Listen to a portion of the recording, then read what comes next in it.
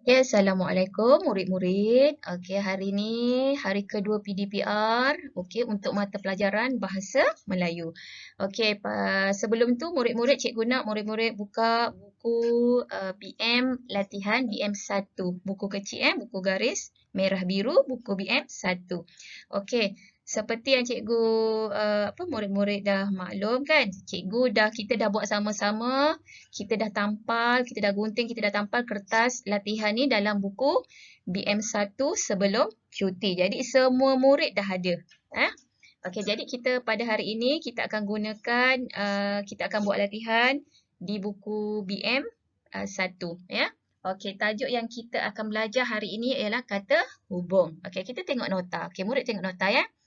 Kata hubung ialah perkataan yang menghubungkan atau menyambungkan dua ayat tunggal atau lebih ayat tunggal. Okey, tak apa. Nanti cikgu terangkan ayat tunggal ni apa. Okey, yang kedua.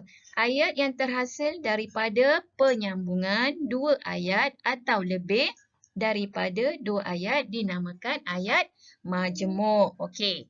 Itu kata hubung Kita akan belajar kata hubung. Okey, kita tengok apa itu ayat majmuk. Okey. Ayat majmuk ialah ayat yang mengandungi lebih daripada satu subjek atau predikat yang digabungkan dengan kata hubung. Okey. Murid boleh tengok contoh dalam jadual yang ni yang ada dalam buku tulis ya. Okey, kita tengok. Okey, ayat majmuk kat sini. Contoh ayat majmuk diberi. Suhaili suka makan nasi, lemak dan mi sup. Okey, kat sini ayat majmuk. Okey, Suhaili. Okey, Suhaili ialah objek. Objeknya satu saja iaitu Suhaili. Suka makan nasi lemak dan mi sup. Okey, dekat sini kita ada dua subjek iaitu nasi lemak dan mi sup. Inilah dinamakan ayat majmuk. Ada satu objek tetapi ada dua subjek. Okey, iaitu nasi lemak dan mi sup. Okey, kat sini kita tengok ayat tunggal dia. A. Suhaili suka makan nasi lemak. Okey, B. Suhaili suka makan mi sup. Ini dinamakan ayat tunggal. Objeknya satu, subjeknya pun satu. Bila digabungkan, ayat tunggal ini, bila digabungkan, dia akan menjadi ayat majmuk. Tetapi dalam keadaan yang ayat yang cantik sebab kita menggunakan kata hubung. Okey, tengok Suhaili suka makan nasi lemak. B. Suhaili suka makan mi sup. Okey, jadi kita cantikkan ayat dia menjadi ayat majmuk. Suhaili suka makan nasi lemak dan kat sini kita tambah kata hubung mi sup. Okey, yang kedua kita tengok. Okey, kita pergi tengok ayat tunggal dulu. Rumah itu besar. Rumah itu rumah Fazli. Kita tengok okey. Kata hubung yang digunakan ialah yang. Rumah yang besar itu rumah Fazli. Okey, nampak tak kat sini ada satu objek iaitu Fazli dan satu subjek iaitu rumah. Okey, objeknya ialah Fazli, subjeknya ialah rumah. Okey, kata hubung yang sesuai ialah yang. Okey. Okey, seterusnya kita tengok contoh seterusnya. A. Dia memberitahu. Okey, B. Kakaknya akan melanjutkan pelajaran ke luar negara. Okey, kata hubungnya ialah bahawa.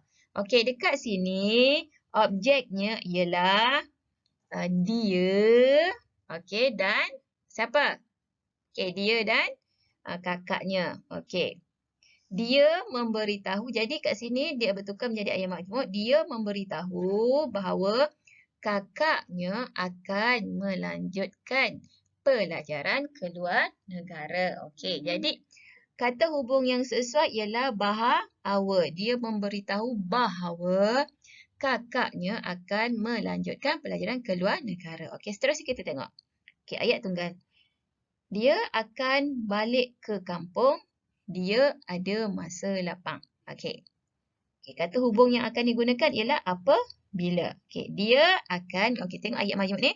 Dia akan balik ke kampung apabila, okey tengok ni kata hubung yang digunakan ialah ada masa lapang. Okey. Seterusnya, ayat tunggal. Okey. Doktor memuji Hana. Hana menjaga giginya dengan baik. Okey. Kata hubung yang digunakan ialah kerana. Okey, tengok ayat majmuk. Okey, bila dibetulkan jadi ayat majmuk, doktor memuji Hana kerana Hana menjaga giginya dengan baik. Okey.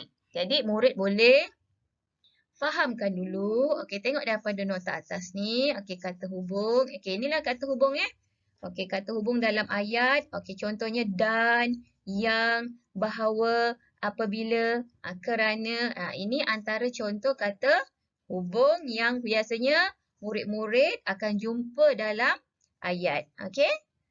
Okey, murid boleh baca dulu. Seterusnya. Okey. Murid akan buat latihan 1. Okey, murid boleh buat latihan 1 ni.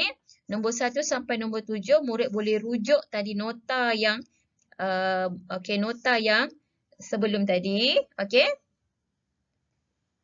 Okay, seterusnya latihan 2, murid isi tempat kosong ya.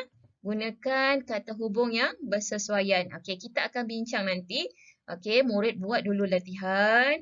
Okey, dalam masa lebih kurang 1 jam nanti kita akan bincangkan jawapan. Okey, seterusnya. Okey, latihan yang ke-3, latihan yang terakhir. Okey, murid pun siapkan juga yang ni ya. Okey, murid selamat membuat tugasan pada hari ini. Terima kasih.